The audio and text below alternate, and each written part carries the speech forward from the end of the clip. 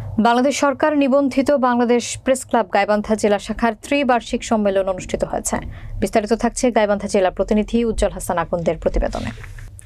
বৃহস্পতিবার বিকেল ৩টায় জেলা পরিষদ হলরুমে বাংলাদেশ প্রেস ক্লাব গাইবান্ধা শাখার প্রতিষ্ঠাতা সভাপতি মোয়াজ্জেম হোসেন আকন্দের সভাপতিত্বে এবং উপজেলা মনিরুজ্জামান মিন্টুর সঞ্চালনায় প্রধান অতিথি হিসেবে উপস্থিত ছিলেন গাইবান্ধা জেলা প্রশাসকের প্রতিনিধি সিনিয়র সহকারী কমিশনার মোহাম্মদ আলাউদ্দিন।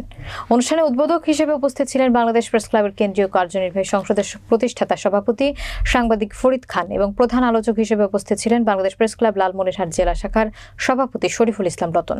এ সময় বিশেষ অতিথি হিসেবে উপস্থিত ছিলেন বাংলাদেশ প্রেস ক্লাব কেন্দ্রীয় কমিটির সহ সভাপতি প্রভাষক আবুল কালাম আজাদ, ঢাকা মহানগর শাখা সাংগঠনিক সম্পাদক আবু বকর সিদ্দিক বিপুল, ঠাকুরগাঁও জেলা শাখার সভাপতি মোফাজ্জল হোসেন এবং রংপুর বিভাগের ৭ জেলার নেতৃবৃন্দ সহ বিভিন্ন প্রিন্ট ও ইলেকট্রনিক মিডিয়ার সাংবাদিকবৃন্দ।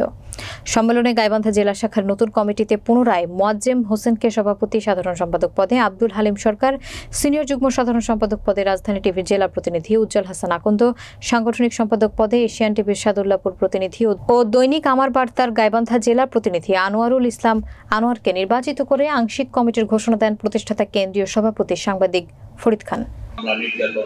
সংবাদ প্রকাশ করার পরেও মামলা সাংবাদিক নানা